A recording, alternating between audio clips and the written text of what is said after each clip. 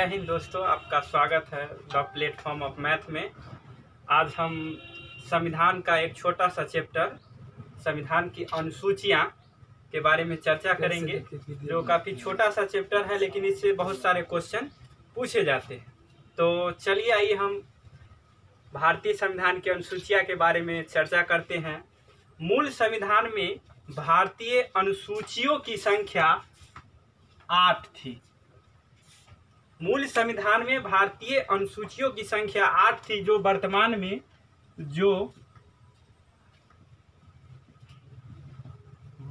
में बढ़ करके 4 बढ़ा है, जो बढ़कर के 12 हो गई। तो ये क्वेश्चन याद रखेंगे कि मूल संविधान में अनुसूचियों की संख्या कितनी थी, तो 8, जो अभी वर्तमान में बढ़ करके 12 हो गई है। तो आइए हम बारी बारी से देखते हैं कि कौन कौन सी अनुसूची में किसकी चर्चा की गई है। तो आइए हम आते हैं प्रथम अनुसूची में, जिसमें भारत को राज्यों का संघ कहा गया है। प्रथम अनुसूची में भारत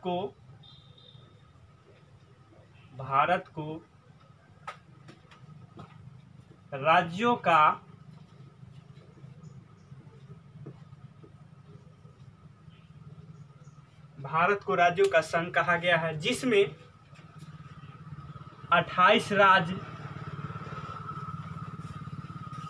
तथा 8 केंद्र शासित प्रदेश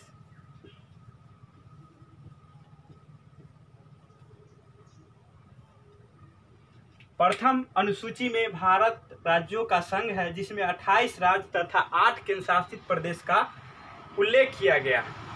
तो प्रथम अनुसूची भारत राज्यों का संघ है, जिसमें 28 राज्य और 8 केंद्र शासित प्रदेश की चर्चा की गई है। आइए हम दूसरी अनुसूची में चलते हैं। तो दूसरी अनुसूची में वेतन की चर्चा की गई है। द्वितीय अनुसूची में वेतन की चर्चा की गई है। द्वितीय अनुसूची में वेतन की चर्चा की गई है, जिसमें सबसे पहले भारत के राष्ट्रपति का वेतन और भारत का राष्ट्रपति का वेतन, और इसमें हम उपराष्ट्रपति को शामिल नहीं कर सकते हैं। इसलिए नहीं कर सकते हैं क्योंकि उपराष्ट्रपति का जो वेतन मिलता है वह राज्यसभा के अध्यक्ष के रूप में मिलता है, सभापति के रूप में मिलता है। तो उपराष्ट्रपति को इसमें हम काउंट नहीं करेंगे। राष्ट्रपति, राज्यपाल, लोकसभा के अध्यक्ष, उपाध्यक्ष और संघ के मंत्री, जितने भी संघ के मंत्री हैं, उनके वेतन की चर्चा की गई है। तो तृतीय अनुसूची में वेतन की चर्चा की गई है, जिसमें राष्ट्रपति मूल रूप से, राज्यपाल,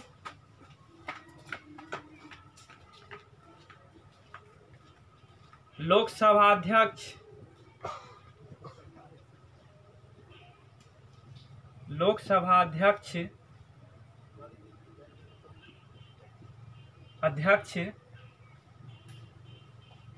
उपाध्यक्ष और संघ के मंत्री के वेतन की चर्चा की गई है। तो 2 अनुसूची क्लियर हो चुका है हमारा कि प्रथम में भारत को राज्यों का संघ कहा गया है, जिसमें 28 राज्य और 8 केंद्र शासित प्रदेश का उल्लेख देखने को मिलता है। और द्वितीय अनुसूची में है वेतन की चर्चा। जब भी नेता आएंगे हमारे, तो सबसे पहले वेतन की चर्चा करेंगे। तो द्वितीय अनुसूची में वेतन की चर्चा की गई है। तो 2 हमारा यहाँ तक क्लियर हो चुका है। अब आते हैं तीसरी अनुसूची में। तीसरी अनुसूची में जिन व्यक्तियों के द्वितीय अनुसूची में वेतन की चर्चा थी, उन्हीं का शपथ ग्रहण,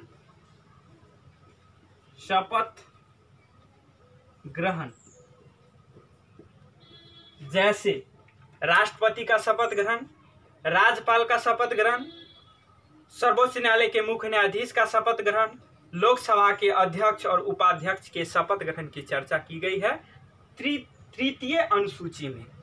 तो 3 क्लियर हो चुका है मेरा। तृतीय अनुसूची में शपथ की चर्चा की गई है। शपथ ग्रहण, राष्ट्रपति, राज्यपाल, सर्वोच्च न्यायालय के मुख्य न्यायाधीश, लोकसभा के उपाध्यक्ष और अध्यक्ष और संघ के जितने भी मंत्री हैं, उनके शपथ ग्रहण की चर्चा की गई है। तो चौथी अनुसूची में आते हैं। चौथी अनुसूची में आते हैं तो राज्यसभा में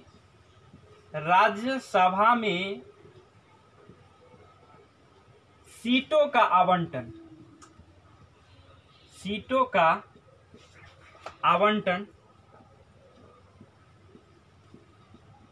आवंटन या बंटवारा। जैसे हमारे बिहार में राज्यसभा की 16, बिहार में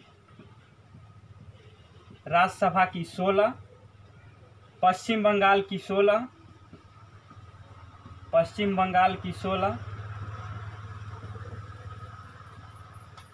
यूपी सबसे ज्यादा 31।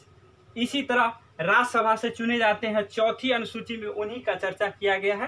राज्यसभा में सीटों का आवंटन की कितने राज्य से कितने सदस्य जाते हैं। अब आते हैं हम 5वीं अनुसूची में। तो 5वीं अनुसूची में अनुसूचित जाति और अनुसूचित जनजाति की चर्चा की गई है। अनुसूचित जाति तथा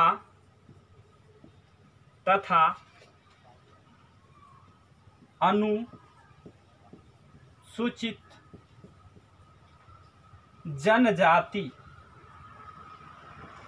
जनजाति के प्रशासन की चर्चा की गई है। प्रशासन की चर्चा की गई है। तो 5वीं अनुसूची में डायरेक्ट रूप में याद रखना है कि एससी और एसटी के प्रशासन की चर्चा की गई है 5वीं अनुसूची में। अब हम आते हैं अगली अनुसूची यानी 6ठी अनुसूची में।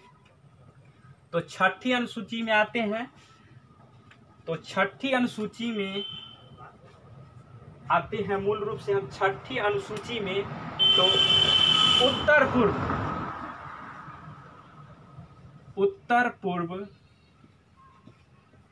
उत्तर पूर्व राज्यों के प्रशासन की चर्चा की गई है। तो 6ठी अनुसूची में उत्तर पूर्व राज्यों की पूर्ण प्रशासन की चर्चा की गई है, जिसमें मूल रूप से असम,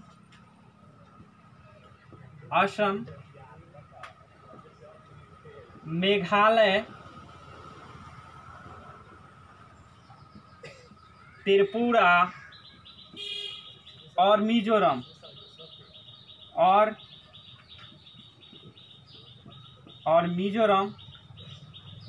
तथा हाल ही में अरुणाचल प्रदेश को भी शामिल किया गया है। अरुणाचल प्रदेश को भी शामिल किया गया है।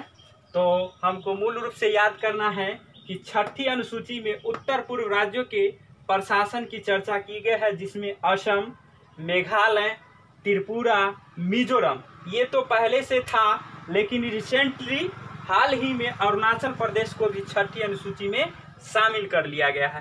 तो हम अब अगली अनुसूची में चलते हैं, यानी 7वीं अनुसूची। इसको थोड़ा मिटाते हैं, बोर्ड भर गया है। तो 7वीं अनुसूची में आते हैं।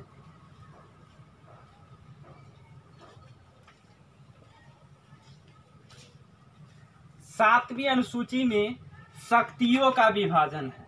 7वीं अनुसूची में शक्तियों का विभाजन है। शक्तियों का विभाजन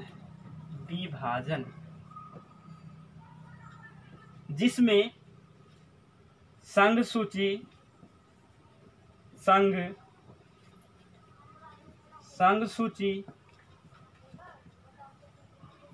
राज्य सूची और समवर्ती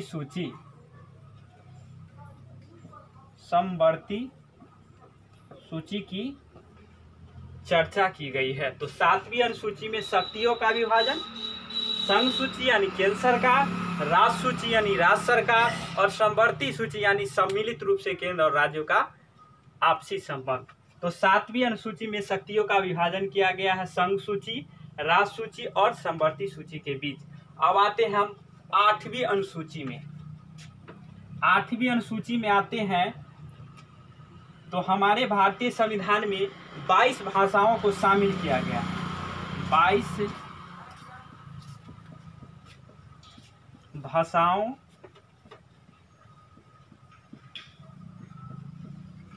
भाषाओं को शामिल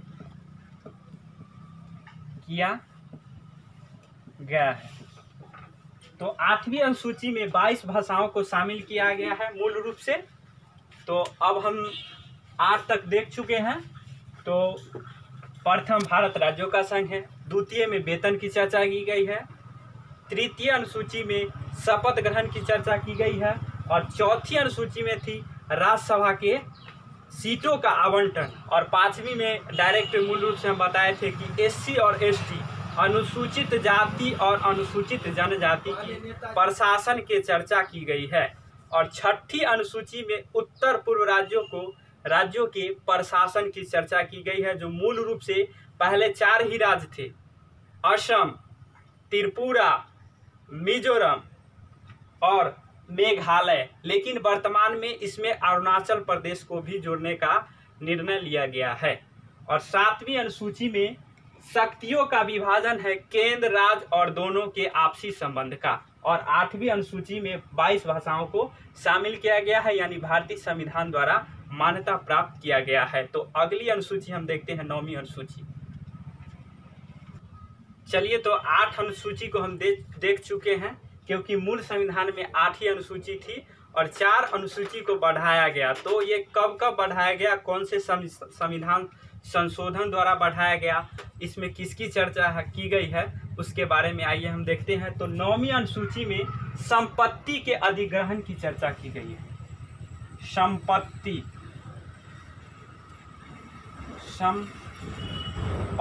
के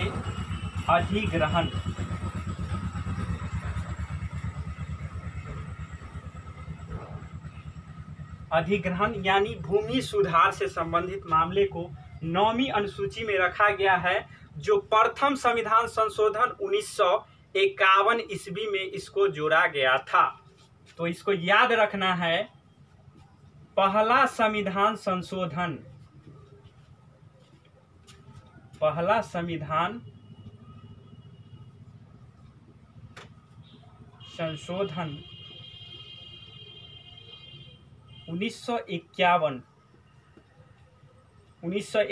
ईस्वी में 9वीं अनुसूची को जोड़ा गया। तो इसको याद रखना है, बहुत ही इंपॉर्टेंट है ये, कि 9वीं अनुसूची में किसकी चर्चा की गई है। तो संपत्ति के अधिग्रहण यानी भूमि सुधार से संबंधित मामले को रखा गया है। आइए अब 10वीं अनुसूची में आते हैं। तो 10वीं अनुसूची, 10 से 10वीं और 10 से दल बदल।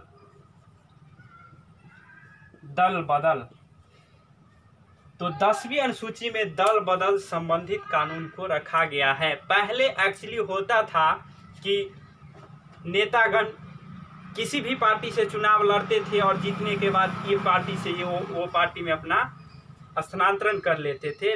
इसी कारण 10वीं अनुसूची को लाया गया, जिसके कारण चुनाव के बाद आप जिस पार्टी से चुनाव लड़ते हैं उस पार्टी में नहीं जा सकते हैं। इसीलिए 10वीं अनुसूची को लाया गया, जो 52वां संविधान संशोधन, इसको भी याद रखना है, 52वां संविधान संशोधन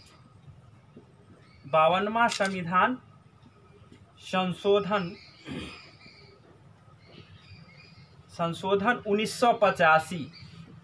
डेट और संविधान संशोधन दोनों को याद रखना है। 10वीं अनुसूची 10 से 10वीं और 10 से दल बदल, 52वां संविधान संशोधन 1985। आइए हम 11वीं अनुसूची में आते हैं। तो 11वीं अनुसूची में पंचायती राज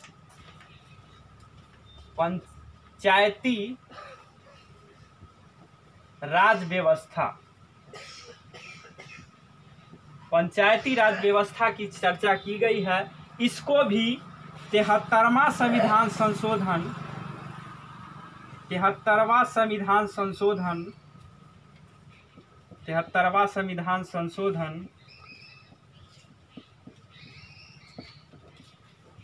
92-93 दोनों डेट याद रखना है कि 73वां संविधान संशोधन 1992-93 ईस्वी में जोड़ा गया था। और लास्ट मेरा अनुसूची है नगर पालिका यानी 12वीं अनुसूची। नगर पालिका 12वीं अनुसूची 11 में गांव वाला और 12 में शहर वाला यानी 12वीं अनुसूची नगर पालिका से संबंधित है। इसको भी 74वां संविधान संशोधन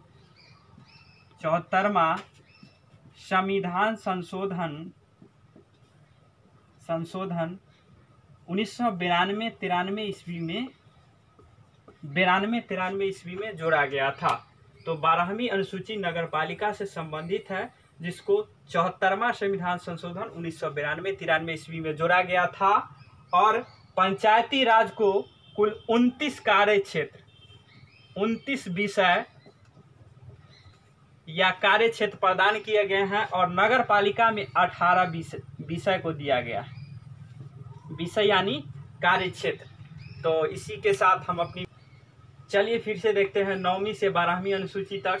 तो 9वीं अनुसूची में संपत्ति के अधिग्रहण यानी भूमि सुधार अधिनियम से संबंधित प्रावधान किया गया है, जो पहला संविधान संशोधन 1951 ईस्वी में इसको जोड़ा गया था। और 10 से 10वीं और 10 से दल बदल, जिसको 52वां संविधान संशोधन 1985 ईस्वी में जोड़ा गया।